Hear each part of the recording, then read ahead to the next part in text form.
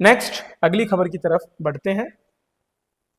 तो दोस्तों अकेला राजस्थान दुर्लभ खनिज उत्पादन में कम करेगा चीन की बादशाह। रेयर अर्थ एलिमेंट्स या आरईई जो है वो आजकल बहुत चर्चा में है, क्योंकि जब से चीन के द्वारा हमें रेयर अर्थ एलिमेंट देना बंद किया गया है, या जिस पर जो रोक धीरे धीरे चीन लगा रहा है, उस चीज को लेकर के अब भारत की सरकार है वो भी चाहती है कि भारत में ही अपने यहाँ पर रेयर अर्थ एलिमेंट्स का उत्पादन, क्योंकि भारत की अगर बात करें तो विश्व में जो रेयर अर्थ एलिमेंट के भंडार है उनकी मात्रा की दृष्टि से भारत में भारत जो है वो तीसरे स्थान पर है पूरे विश्व में, ठीक है। और उसमें भी राजस्थान का महत्व ऐसा है कि राजस्थान का एक अकेला जिला यहाँ पर बहुत कुछ कर सकता है, वो है पश्चिमी राजस्थान का बालोतरा।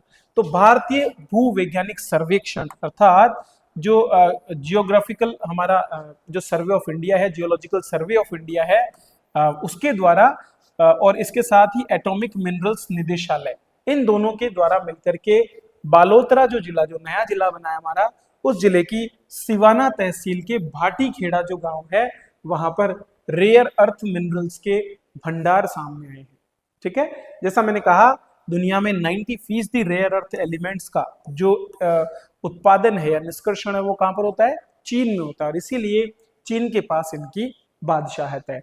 जीएसआई और एएमडी इन दोनों ने बालोतरा और जालोर दोनों में ही कई जगह पर सर्वे किया है, और इसी में जो सिवाना तहसील का ये गांव है यहाँ पर सर्वे पूरा हो चुका है, और अब इसकी नीलामी प्रक्रिया भी शुरू की जाएगी, ठीक है। हालांकि यहाँ पर जो रॉक जो चट्टाने हैं जो उनके अंदर जो मिला है, ठीक है, उन चट्टानों की प्रकृति कठोर है, लेकिन उसके बावजूद बड़ी मात्रा में यहाँ से हमको ये उम्मीद है कि हमको रेयर अर्थ एलिमेंट्स मिल पाएंगे। अब अगर हम इसकी बात करें तो थोड़ा सा हम रेयर अर्थ एलिमेंट को भी समझ लेते हैं। तो दुर्लभ खनिज या रेयर अर्थ क्या होते हैं? इसका मतलब ये नहीं है कि ये प्रकृति में नहीं पाए जाते हैं, मतलब इसका मतलब ये है कि ये ऐसे खनिज हैं जो किसी देश के आर्थिक विकास और राष्ट्रीय सुरक्षा के लिए महत्वपूर्ण है, लेकिन इनकी उपलब्धता सीमित है और कुछ भौगोलिक स्थानों पे ही केंद्रित हैं, ठीक है। मतलब ये दुनिया में है तो सही, लेकिन सभी देशों के लिए इंपॉर्टेंट होने के साथ साथ ये किसी एक क्षेत्र विशेष में ही पाए जाते हैं, और इसी वजह से इनके ऊपर जो है एक तरह से एकाधिकार का प्रयास उन देशों के द्वारा किया जाता है, क्योंकि जितनी भी इमर्जिंग टेक्नोलॉजीज हमारी है उन सभी टेक्नोलॉजीज में इसका प्रयोग होता है, ठीक है। और इसी वजह से आपूर्ति श्रृंखला या सप्लाई चेन जो हमारी है उसमें कहीं ना कहीं डिस्टर्बेंस होता है। इसमें टोटल 17 तत्व हैं, जिनमें से 15 आपके लेंथेनाइट्स हैं जो एफ ब्लॉक के अंतर्गत आते हैं, ठीक है, और 2 आपके जो है स्कैंडियम और येट्रियम, ये दोनों डी ब्लॉक के तत्व भी यहाँ पर सम्मिलित हैं। अब इन तत्वों में क्या विशेषता है? तो इनमें चुंबकीय गुण होते हैं, ठीक है, इलेक्ट्रोमैग्नेटिक जितने भी जो एप्लीकेशन है उनमें ये काम आते हैं। उसके बाद में इनमें फ्लोरोसेंट अर्थात चमक पैदा करने की काबिलियत होती है, और इसमें वैद्युत रासायनिक गुण भी होते हैं।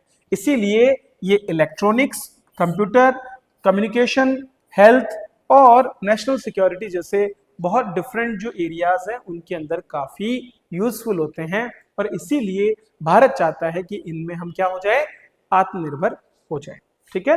तो याद रखना है आपको, क्या लेंथेनाइट्स में 15 आपके लेंथेनाइट्स हैं रेयर अर्थ एलिमेंट में, और 2 स्कैंडियम और येट्रियम है, ठीक है। ज्यादा अगर हम देखना चाहें तो इसको हम मैप पर भी देख सकते हैं। तो यहाँ पर आप देख सकते हैं ये पूरा का पूरा हमारा पीरियोडिक टेबल है, ठीक है, आवर्त सारणी है। इसमें आप देख सकते हैं अलग अलग कलर में अलग अलग चीजों को समझाने की कोशिश की है, और इन्हीं में आपका 3rd से लेकर के जो 12th आपका जो कॉलम है उस कॉलम में आप देख सकते हैं डी ब्लॉक के तत्व हैं, जिनमें से स्कैंडियम 21 और येट्रियम 39 ये परमाणु क्रमांक है, ये दोनों, और इनके साथ में 57 to 71 अर्थात लेंथेनाइट्स, ठीक है। तो ये सभी के सभी क्या हैं? ये सभी के सभी आपके रेयर अर्थ एलिमेंट के रूप में जाने जाते हैं, ठीक है। इसके अलावा बहुत से और भी इसमें तत्व हैं जिनके रूप जैसे मेटलॉइड्स, इस कलर में आपको जितने भी दिख रहे हैं वो मेटलॉइड्स हैं, ठीक है। इसी तरह से नॉन मेटल्स जो रेड कलर में दिख रहे हैं वो सभी नॉन मेटल्स या गैसियस फॉर्म में आपको देखने को मिलते हैं। नोबल गैसेस जो ब्लू कलर है अर्थात अक्रिय गैसों के रूप में आप देख सकते हैं, ठीक है। और यहाँ पर जितने भी रेड कलर में सभी गैसियस फॉर्म में मिलने वाले हमको तत्व हैं, ठीक है। और इसके अलावा ट्रांजिशन मेटल्स भी हैं, कुछ संक्रमण तत्व जिनको हम बोल सकते हैं, पूरे के पूरे डी ब्लॉक में हम देख सकते हैं इनको। इसके बाद में एल्कलाइन अर्थ मेटल्स और एल्कलाई मेटल्स, ठीक है। तो जो क्षारीय गुण थोड़ा सा रखते हैं, खास करके आपके एस ब्लॉक वाले तत्वों को इस तरह से हम देखते हैं, जो कि क्या करते हैं, अपने इलेक्ट्रॉन्स देने वाले होते हैं। क्लियर है? तो ये हो गए आपके बेसिक आवर्त सारणी के कुछ तत्व।